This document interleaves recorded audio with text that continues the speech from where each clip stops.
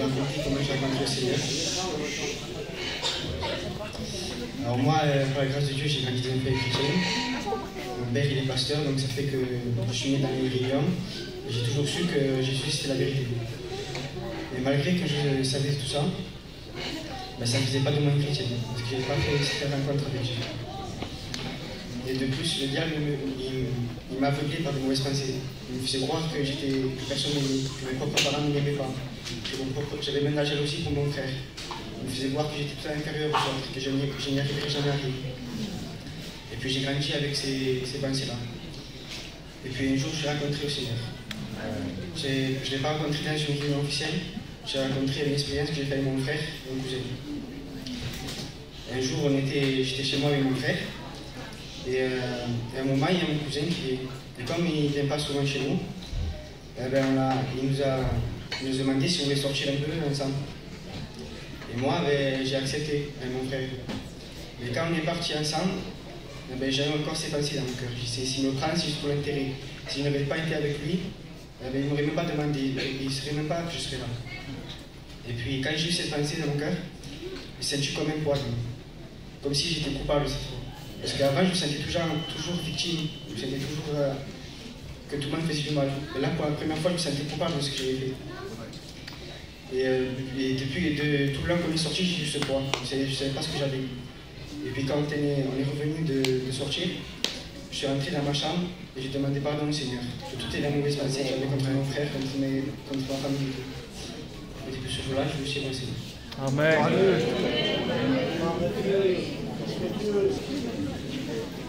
Béni soit Dieu. Amen. Là, on est bien dans la présence de Dieu. On va chanter un cantique ensemble. Dès que la chorale m'aide à le chanter, tout le monde le connaît, c'est un moment de joie. On va le chanter à la grâce de Dieu. Un cantique, il fait chaud. Je veux bien honorer le frère Michel et puis l'église, les serviteurs de Dieu. De quand Rebecca m'a appelé pour me dire que son petit-fils se baptisait. Mais on est là pour partager des bons moments de joie. Amen. Allez, cantez-moi. Allez, on chante ensemble. Sì chi le do, chi le dà che ha, un eterno de ensemble, et comme un bouquet de l'amour, qui descend sur la montagne de Sion. C'est là que l'Éternel donne sa bénédiction, la vie en abondance. C'est comme l'huile qui descend sur la barre.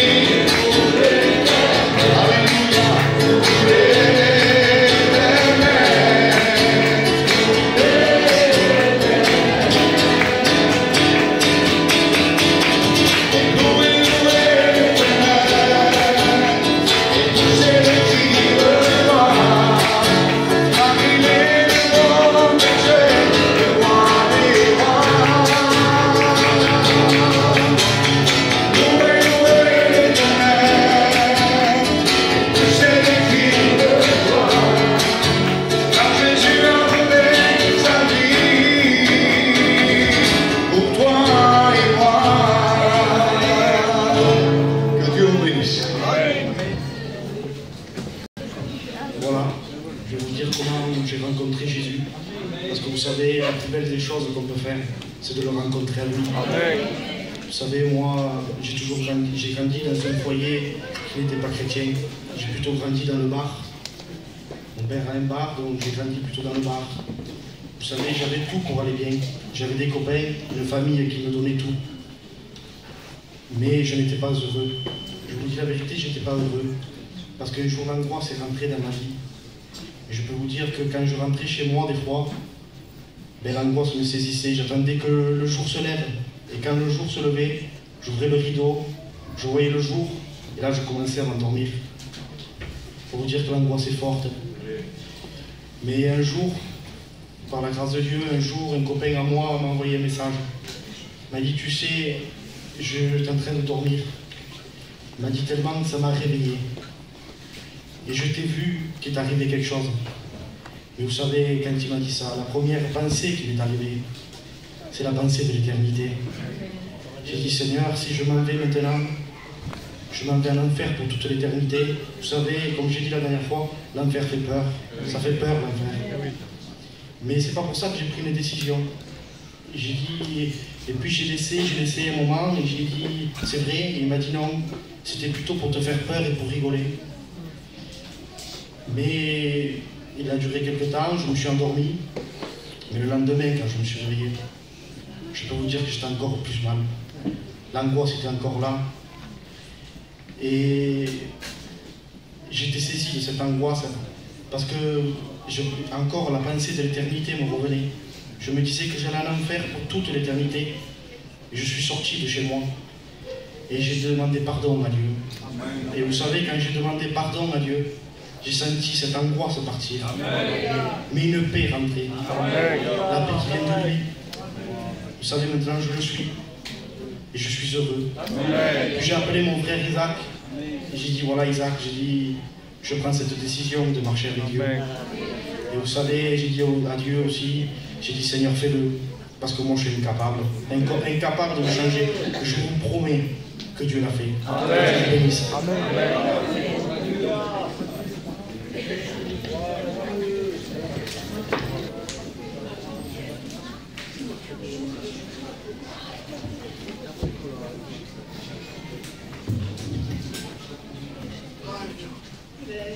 Voilà, je vais vous raconter mon témoignage.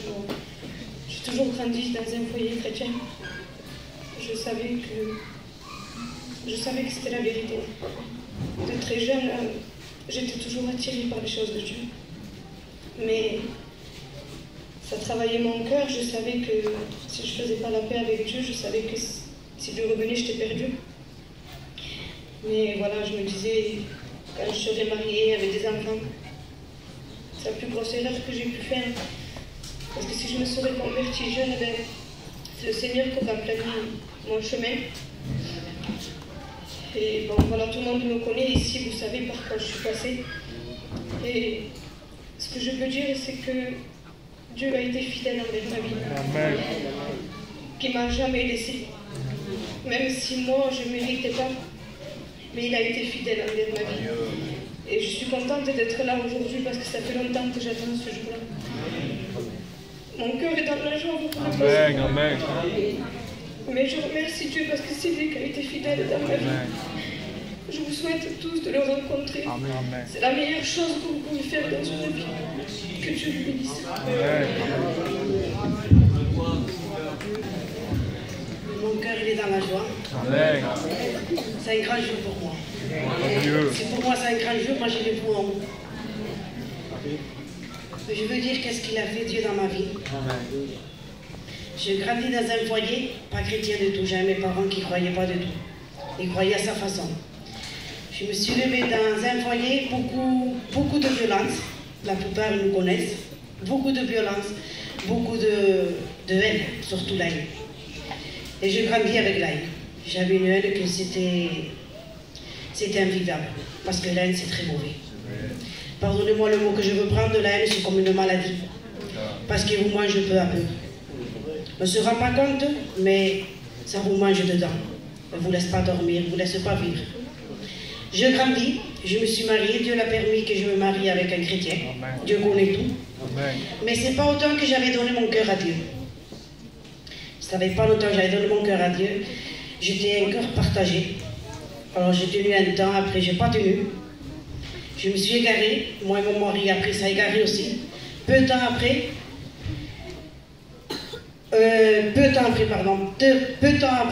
c'est ça, vous voyez. Vous savez c'est quoi mon combat moi de venir ici? Que je ne sais pas trop parler le français, je ne parle comme le chinoise. Et depuis ce matin que je l'ai dit, je le craque de parler. Mais bon, Dieu, il connaît mon cœur il est dans la joie. Ça serait plus facile l'espagnol, ça serait plus simple. Mais bon, Dieu l'a permis, même 10 ans après, Dieu est bon, Dieu est grand. Parce que Dieu a un amour qui est incroyable. Nous, on se fatigue d'aimer, mais pas lui. 10 ans après, on a revenu.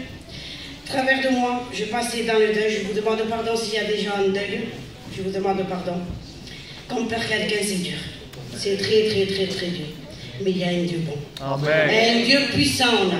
Et j'ai dit à mon mari, il faut que j'aille à la réunion, parce que je savais qu'il y avait un Dieu qui m'appelait dans mon cœur. J'ai dit, il faut qu'on aille à la réunion. Pourquoi? Parce que j'ai besoin et on a besoin. Je veux Dieu dans ma vie. Je vous donne un conseil, prenez Dieu dans votre vie. C'est la plus belle chose que vous pouvez faire dans votre vie. Amen. Quand je me suis levée à l'appel, j'avais la décision de donner ma vie, qui règne dans ma vie, qui prend tout. Amen. Je veux rien de ce monde, je ne voulais pas faire la deuxième bêtise. J'ai dit non, prends tout, la pris tout. Quand je me suis levée à l'appel, j'étais chez moi, le lendemain. Ça fait 5 mois que je ne regarde plus les photos de ma mère. Ça fait 5 mois que je pleure plus pour elle. Gloire à Dieu. Il n'y a que lui qui peut vous aider. Il n'y a que lui. Amen. Dieu est là. Dieu vous aime. Dieu vous attend. Amen. Que Dieu vous bénisse. Amen. Béni soit le Seigneur. N'ayez pas peur, je ne vais pas être long. On va prier. Notre Père, ces moments, ce sont des moments importants.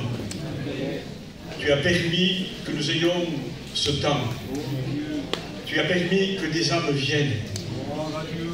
Seigneur, je te prie que par l'action de ton esprit, tes cœurs soient vivement touchés. Nous n'avons pas ce pouvoir. Qu'il y ait ta main dans cet après-midi.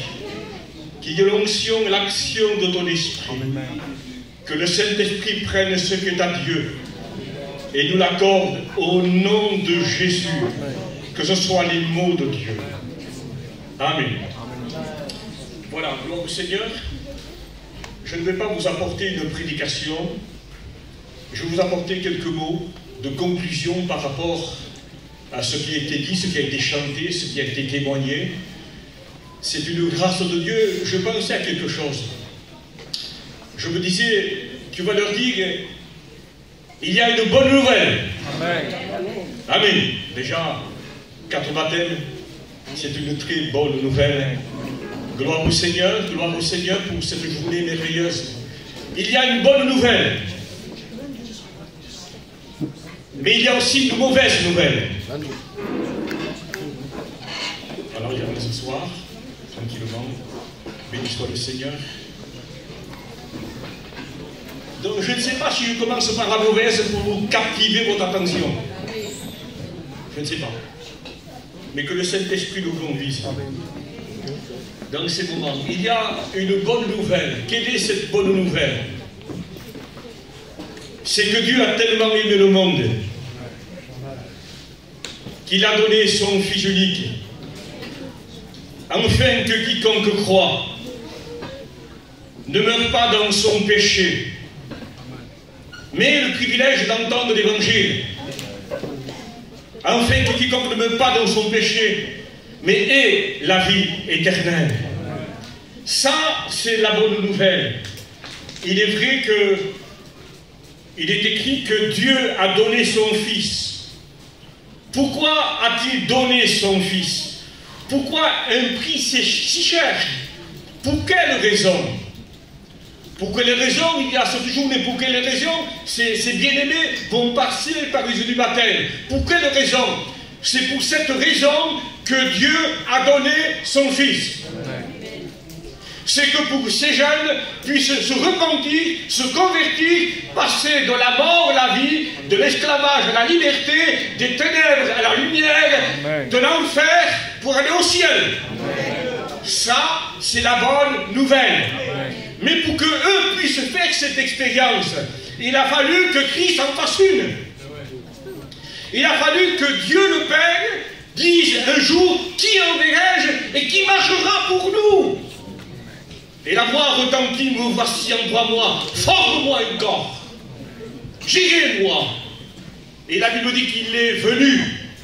Il est venu à cause de l'amour de sa création, de sa créature. Vous savez, il y a un texte que j'ai sous les yeux, et qui, dans le livre des Galates, chapitre 3 et verset 13. Écoutez ce qu'il écrit. Christ nous a rachetés de la malédiction de la loi, étant devenu malédiction pour nous. Car il est écrit, maudit soit quiconque est pendu au bois. Pasteur, tu as parlé de bonnes nouvelles. Malgré qu'il ait parlé de condamnation, il est parlé de mort, il est parlé de châtiment. C'est une bonne nouvelle pour vous qui êtes ici dans cet après-midi. Mais ce qui a attiré mon attention, c'est, il est écrit, Christ nous a rachetés. Voilà, moi, si je veux acheter quelque chose, je dis, je vais acheter une voiture, je vais acheter une caravane. Mais là, le texte dit, il nous a rachetés. Qu'est-ce que cela veut dire? Qu'il nous a rachetés. C'est parce qu'il est notre créateur. Et nous sommes sa création. Vous êtes sa créature. Mais la Bible dit que les hommes se sont vendus. Et ça fait partie de la mauvaise nouvelle. Les hommes se sont vendus. À qui? Eh bien, la Bible dit, eh bien, aux princes de ce monde. Comment? Oui, les gens ont vendu leur âme. Je ne voudrais pas vous choquer, mais s'il le faut pour vous réveiller, ça me fait plaisir de vous choquer. La Bible dit que les hommes se sont vendus. Et le texte va jusqu'à dire, et c'est pour rien qu'ils se sont vendus. Pour rien. Mais vous allez dire, mais quand même, si je vis 80 ans, je vais en profiter pendant 80 ans.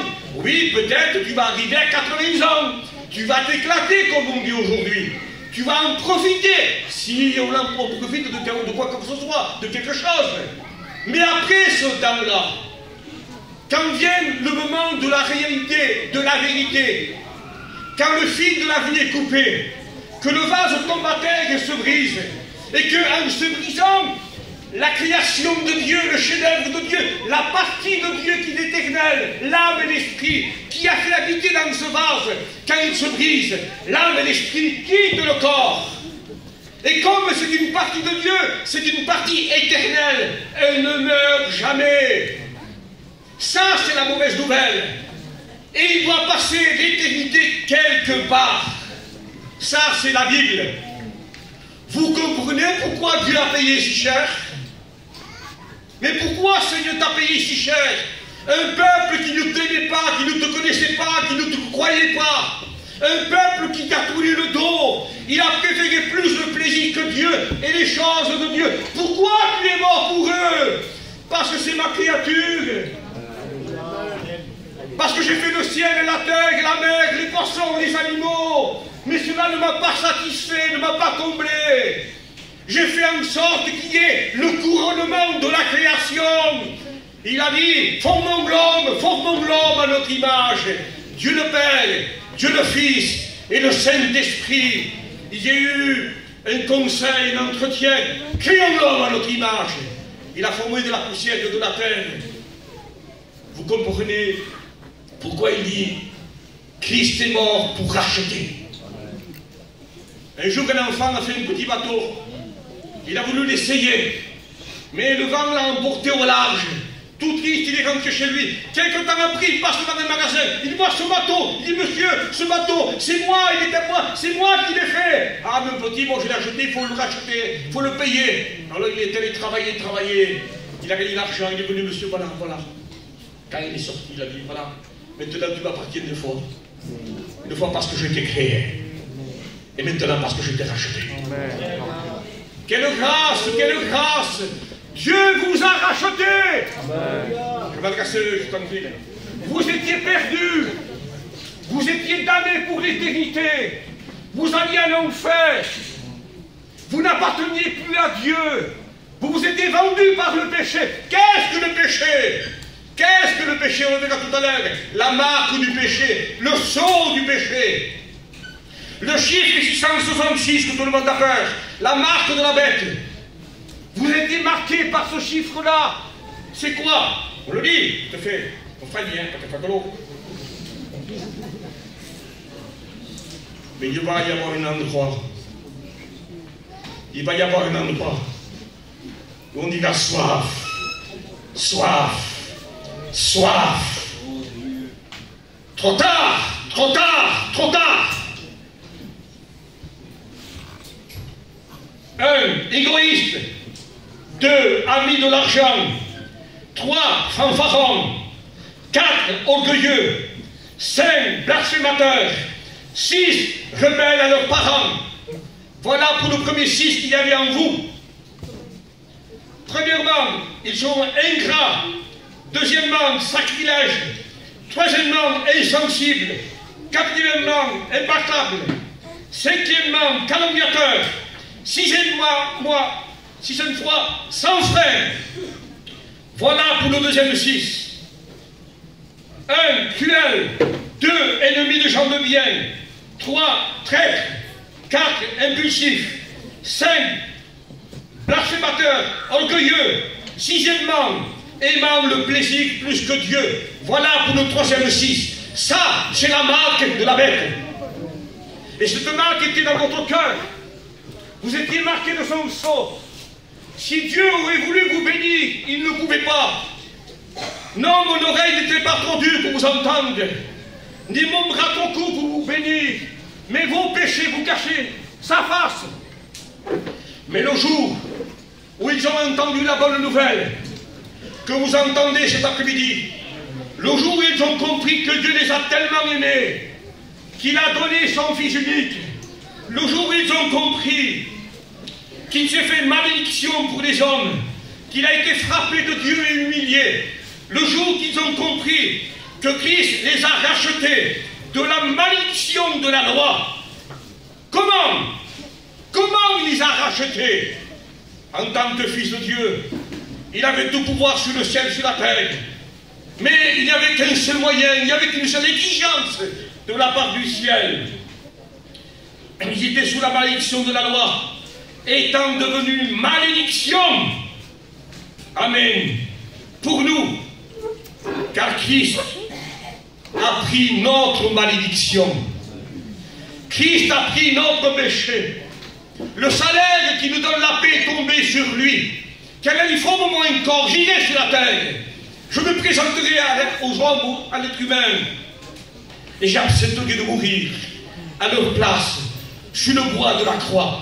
Lui qui n'a pas péché, lui qui n'a pas commis une seule chose que nous avons nommée, lui qui a combattu dans la sainteté, dans l'amour et dans la vérité, il a accepté de mourir à Golgotha comme un malfaiteur.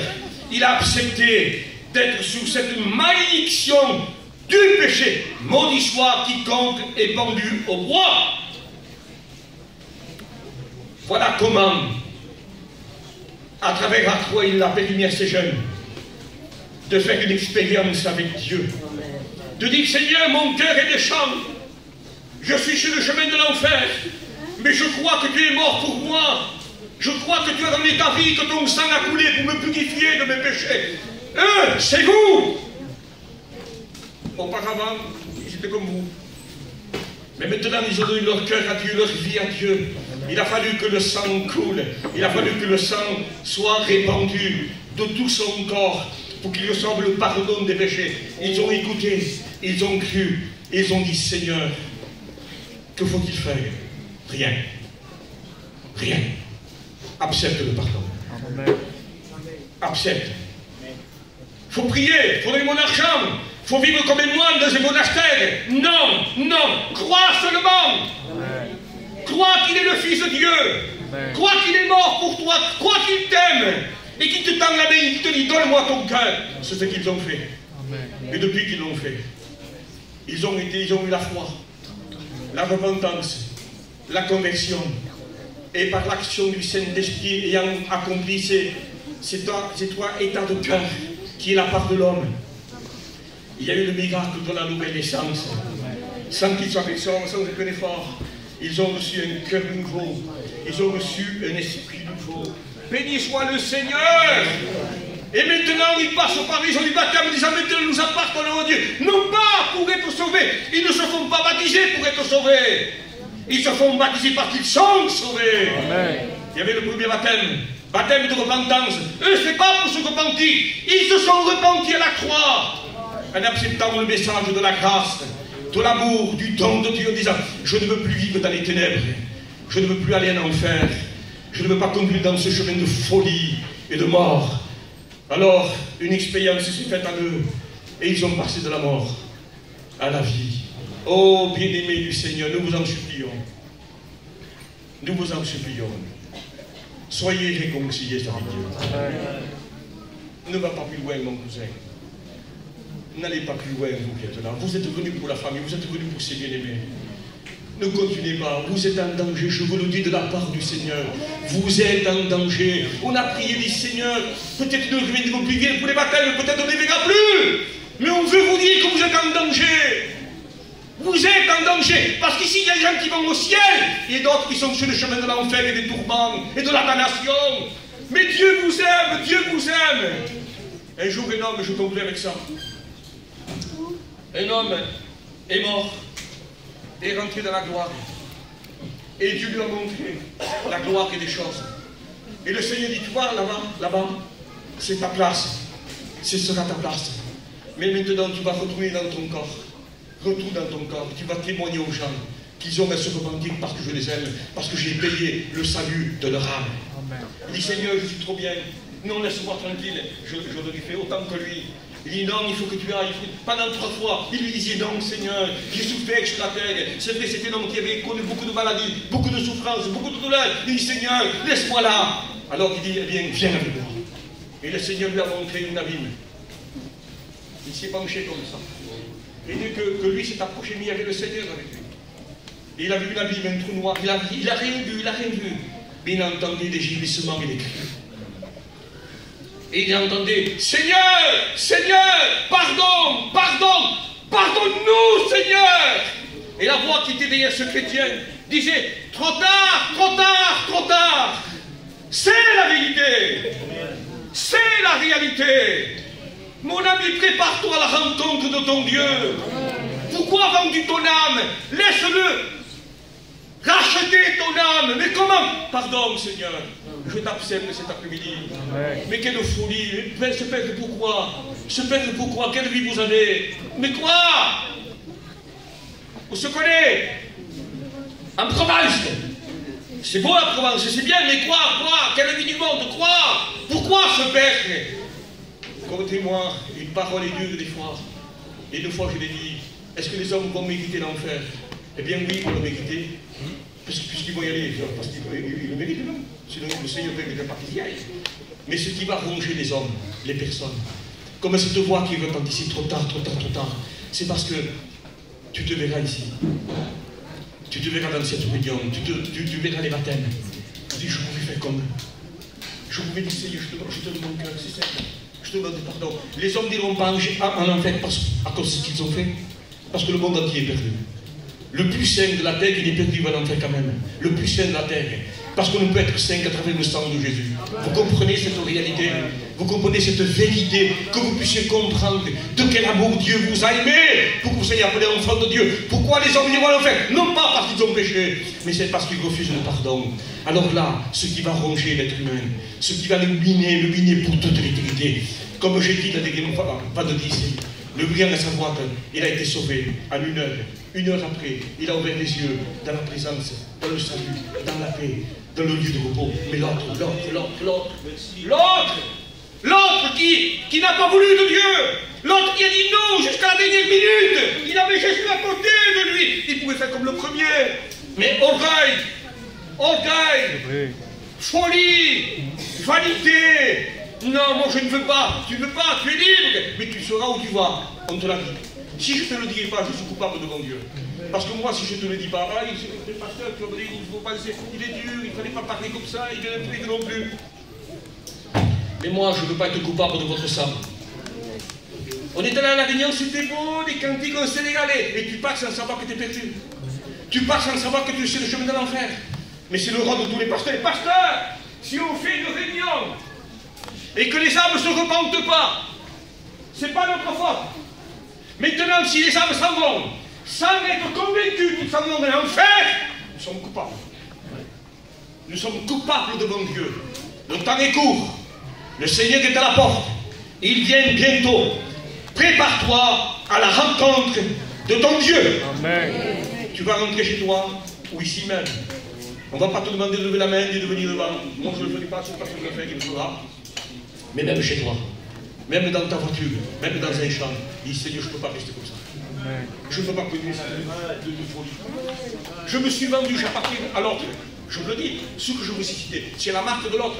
Si vous oubliez ça, s'il y a le mensonge en vous, que le mensonge, le père du mensonge, c'est le diable. La Bible dit que tous les menteurs, leur part sera dans le lac de feu et de soufre qui est à son de mort, l'éternité, avec la trinité de qui vous savez. Faux prophète, antichrist et le diable. Que le mensonge. Alors, il y a ce. C'est gravé à moi, Seigneur, purifie-moi, lave-moi. Il n'y a que le sang qui peut te purifier. Il n'y a que le sang qui peut changer ton cœur. Au nom du Seigneur, repentez-vous. C'est après-midi. Repentez-vous. J'arrête le message de l'évangélisation. Alors je l'ai dit, hein, le frère peut-être a dit que vous aussi par rapport au baptême, mais l'importance, c'est parce qu'ils sont sauvés. Et j'avais envie de dire, le ciel a été un fait. Il a été un fait quand ils se sont baptisés. Il est en fait aussi aujourd'hui. Pourquoi? Pourquoi il a fait dans le ciel encore aujourd'hui? Parce que c'est une confession de foi. Amen. Amen. C'est l'engagement du bonne conscience. Parce que leur conscience a été purifiée, changée, transformée par la grâce de Dieu. Cet après-midi, convertissez-vous, repentez-vous et recevez le pardon de vos péchés.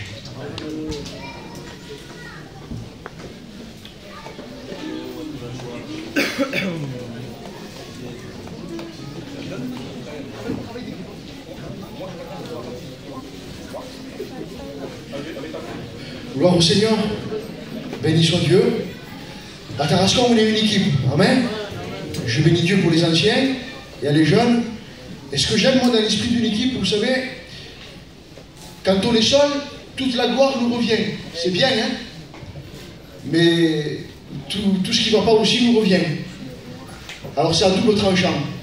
Tandis que quand on est une équipe, la gloire, on la partage. Mais quand ça ne va pas aussi, on peut partager le fardeau à plusieurs. Et je bénis Dieu ce soir. C'est dans cet après-midi parce que, vous voyez, ces baptêmes-là, c'est pour nous un sujet de joie. Et cette joie, on veut la partager tous ensemble. Gloire au Seigneur.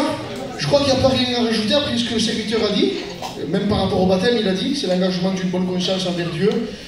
Au travers de l'acte qu'ils vont faire, ils vont se baptiser, ils vont bien publiquement dire devant tout le monde, devant l'Église, devant les païens, devant les démons, devant Dieu, qu'aujourd'hui, ils s'engagent à marcher devant Dieu, qu'ils s'engagent, qu'ils se sont repentis, qu'ils se sont convertis, qu'ils sont nés de nouveau, qu'aujourd'hui ils sont morts au monde et qu'ils vivent simplement pour Dieu. Amen.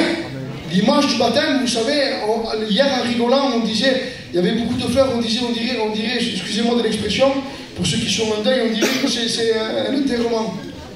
Mais en réalité, c'est ça le baptême. C'est quand on les plonge dans le baptistère, c'est-à-dire que Lévi, Caïs, Cathy et la mort vont mourir, ils meurent. C'est un ensevelissement. Et quand ils sortent de l'eau, ils ressuscitent. C'est une résurrection. Mais la mort, elle meurt, elle n'y est plus. Lévi, il est mort, il n'y est plus. Caïs, il n'y est plus. Cathy, il n'y est plus. Qui c'est alors? C'est Christ en eux. Amen. Amen. Alors on va laisser Jonathan qui pose les questions, mais moi il t'a tout. Et avec John aussi, on va baptiser Lévi. Amen.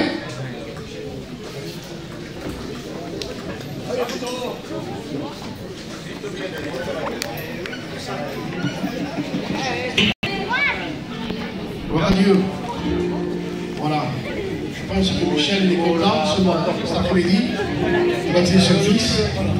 On va leur poser quelques questions. Voilà, on fait un petit lance, s'il vous plaît. Lévi, est-ce que tu es conscient que le Christ est mort pour toi? est-ce que tu t'engages à le suivre dans les bons et dans les mauvais jours? Amen. Selon la confession de ta foi, nous te baptisons au nom du Père, du Fils et du Saint-Esprit. Gloire à Dieu.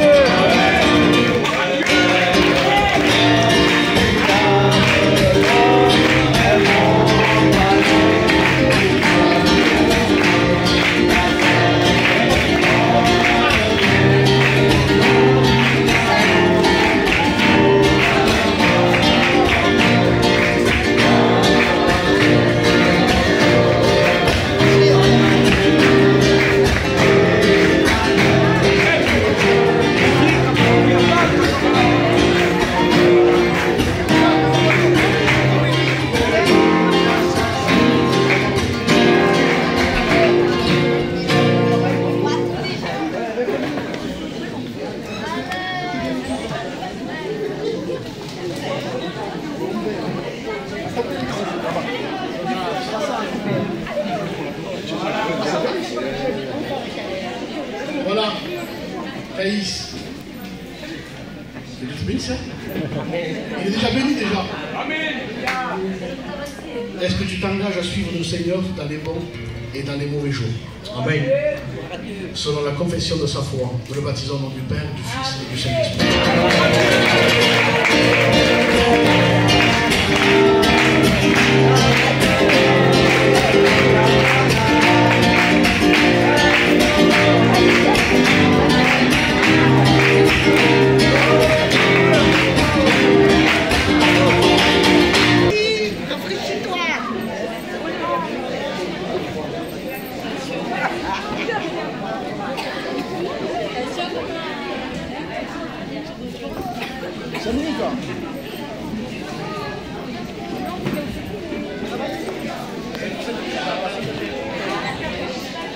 Alors, Cathy,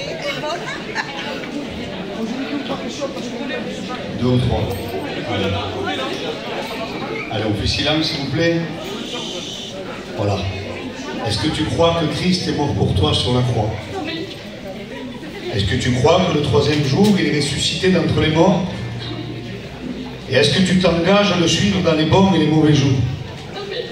Alors, sur la confession de ta foi, on te baptise. Au nom du Père, du Fils et du Saint-Esprit.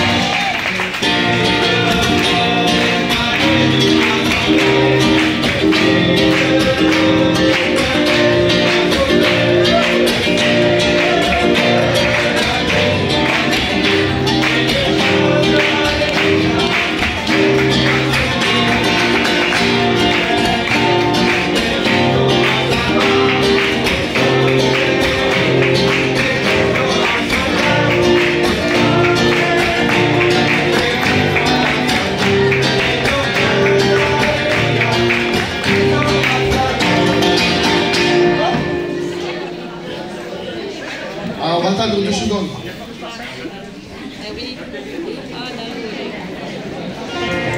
Chantez alors, allez.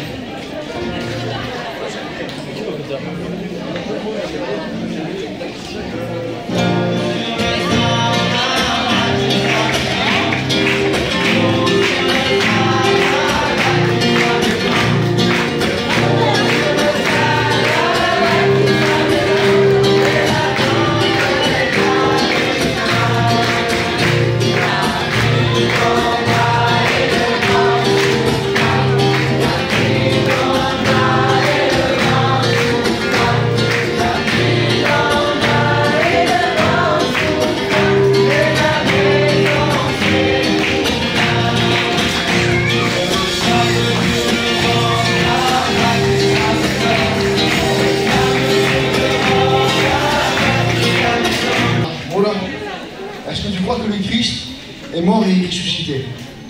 Amen. Est-ce que tu t'engages à le suivre dans les bons comme dans les mauvais jours? Amen. Alors, selon la confession de ta foi, nous te baptisons au nom du Père, du Fils et du Saint-Esprit.